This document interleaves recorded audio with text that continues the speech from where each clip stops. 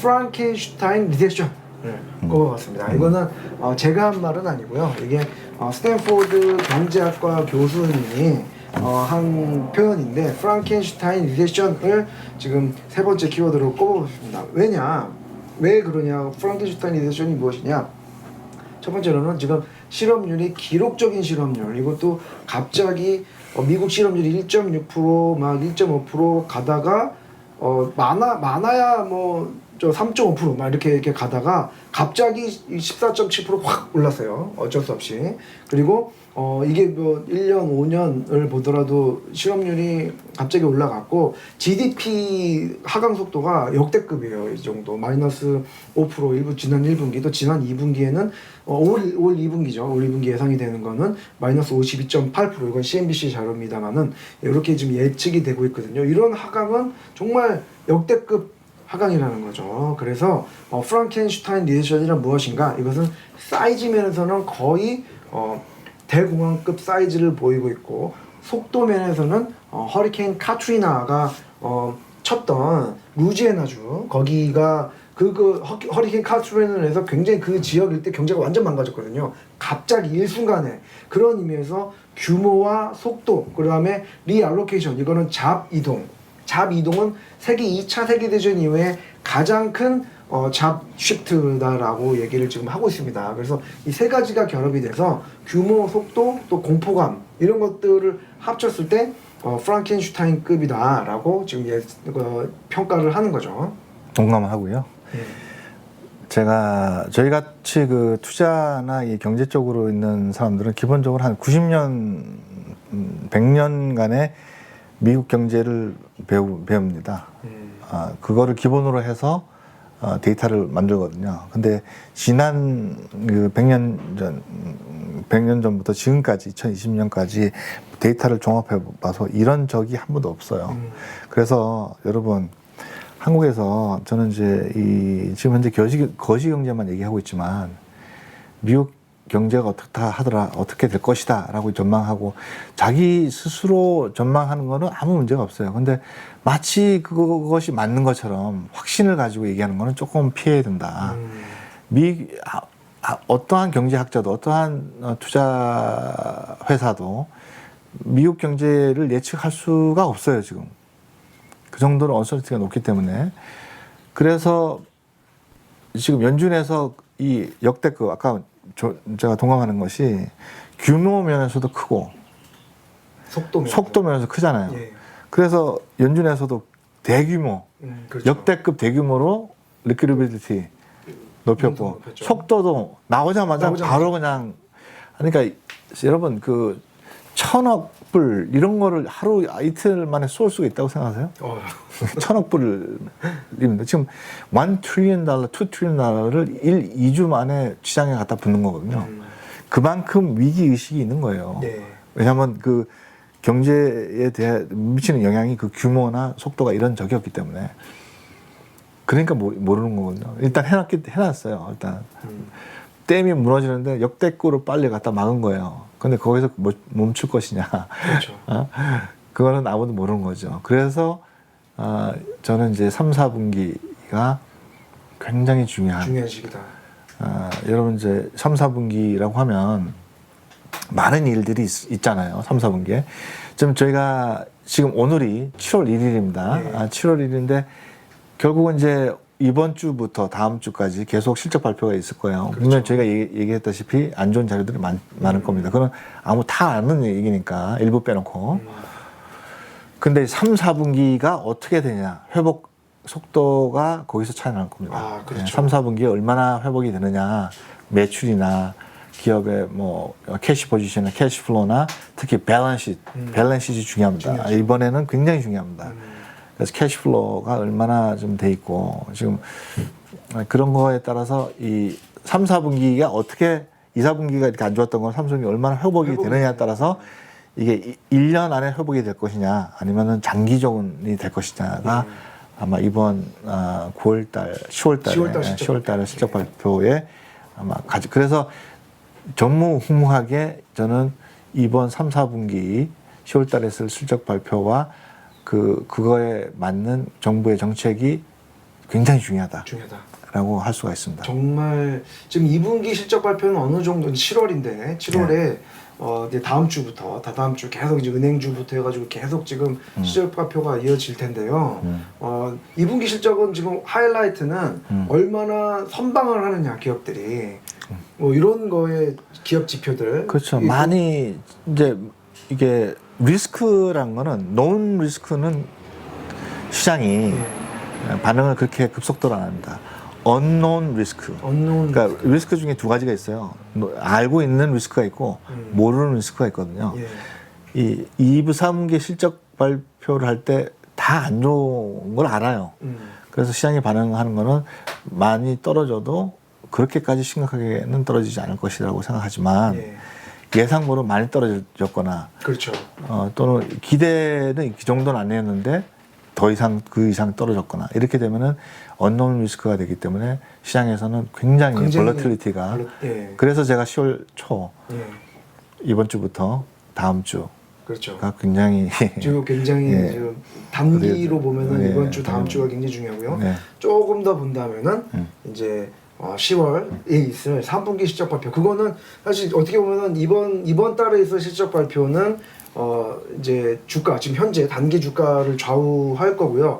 앞으로 3월, 10월에 있을 실적 발표는 앞으로 왜냐면 또 실적 발표가 올해 마지막 실적 발표예요. 4분기 실적은 내년에 발표하기 때문에 올해 실적 발표 그 다음에 또 블랙 프라이데이 또 추수감사절을 앞두고 발표를 하기 때문에 10월 달에 그래서 굉장히 올해 키가 되는 내년까지 전망해 볼 수 있는 게 3분기라고 볼 수 있는 거죠. 특히 이제 하이텍 쪽으로 해서 나스닥에 투자를 많이 하시는 분인데 애플 실적이 이제 마지막 쿼터거든요. 쿼터죠.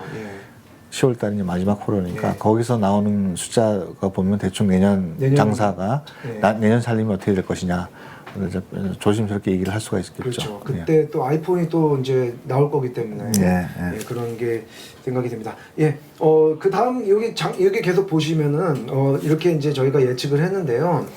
코로나 하지만 그 기업 실적이 어떻게 2분기, 3분기 굉장히 중요합니다. 근데 미국 경제를 보면은 지금 제조업 서비스 지수나 월간 산업 생산, 그 다음에 설비 가동률. 또 재고 지수 이런 거를 보면은 코로나 이전에도 약간 하강 조짐을 보이는 상황에서 이번 코로나를 맞았단 말이에요. 그래서 급격하게 떨어진 게 있고요. 그래서 기업들이 어차피 기업들의 움직임이 중요한데 기업들의 생산, 이익, 주가 이런 것을 봤을 때 이 위기 이전, 이 팬데믹 이전 수준에 회복하려면은 최소 1년 이거는 굉장히 긍정적으로 본 게 최소 1년의 시간이 필요하다. 좀 더 그 합리적인 수준으로 보면은 약간 1년 반. 그 다음에 좀 뭐 부정적으로 보면 그 뒤에 좀 볼 수가 있겠지만 이런 시간이 좀 필요하다는 거죠.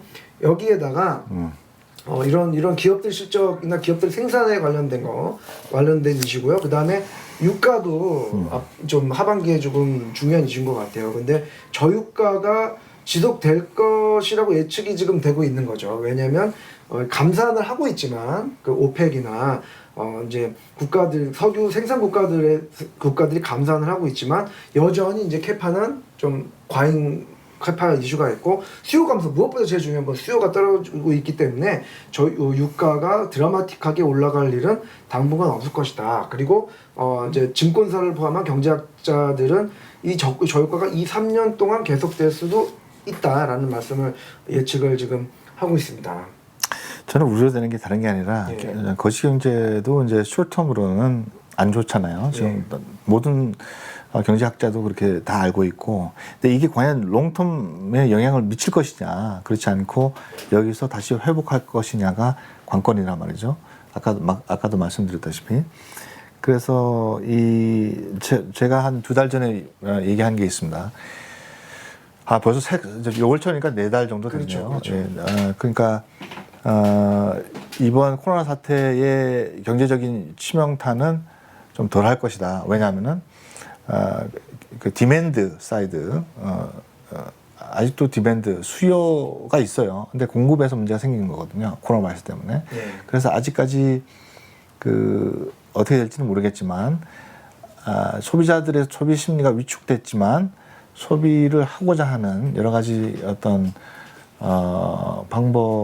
소비를 하는 여러 가지 방법이 있으면은 아마 소비를 할 건데 지금 현재로서는 뚜렷하게 그런 시그널들이 안 보이니까 예. 그게 이제 가장 큰 우려가 된다. 근데 이제 리오픈을 했어요. 그래서 저는 모르겠어요. 여러분들 어떻게 생각하시면 리오픈을 했는데도 코로나 바이러스는 계속 지속적으로 늘어나거든요. 늘어나고 있죠, 미국에서는. 그렇기 때문에 이 나오는 지금 현재 5월 전까지 나오는 거는 지금 굉장히 안 좋죠. 근데 6월에 조금 좋아지거든요. 제가 이제 하나 보내드린 게 있잖아요. 예. 그걸 나중에 보여드리면은. 근데 이 6월 달 자료가 이게 좋은 것이냐 이거는 아직까지는 모르겠어요. 이게 장기화 그래서 7월 달, 8월 달에도 코로나 바이러스가 컨트롤이 안 되면은 아마도 장기적인 어떤 문제가 발생할 가능성이 크다. 그만큼 우리는 uncertainty한 우리 2020년 3, 4분기, 2, 4분기, 3, 4분기를 지나고 있다. 갈 것이다 라고 예. 예상을 하시는 겁니다. 그리고 지금까지 이제 공급 사이드에서 미국을 좀 봤는데요. 이제 지금 미국 형님께서 말씀을 하셨듯이 이제 수요 측면에서 좀 약간 보려고 소비 측면에서 보려고 하는데 이렇게 기업들은 위축이 되고 있는 건 사실이에요. 근데 많은 또 기대를 안 할 수가 없는 게 보복 소비 얘기도 나오고 있고 실제로 몰에 가면 사람들이 상당히 많아요. 상당히 많고 저도 오래간만에 이 야외 다이닝을 한번 해봤거든요. 근데 막 완전히 막 너무 막 자유를 느낀 것 같은 느낌이 들더라고요. 그 정도로 소비는 정말 너무 하고 싶은 마음이 있단 말이에요. 그래서 그런 공급 사이드는 이렇게 좀 안 좋을 수가 있지만 소비 심리가 있기 때문에 반등을 할 수가 있다. 그래서 미국의 월간 여기 보시면은 미국의 월간 소매 판매라든지 또 자동차 판매, 그 다음에 소비자 기대 지수 모두 다 지난 5월부터 반등을 했는데 지금 6월 수치도 이게 나쁘지 않을 것이다라고 왜냐면 오픈을 했기 때문에 그렇죠. 네. 이렇게 있고요. 그 다음에 지금 미국 형님이 저에게 주신 자료 이게 CNBC 자료인데 호텔 호텔 점유율이 이제 4월 이후에 지금 바닥을 치고 올라가고 있고요. 그 다음에 주택 구매 또 무엇보다도 이제 트래픽 애플 맵으로 본 트래픽 그 다음에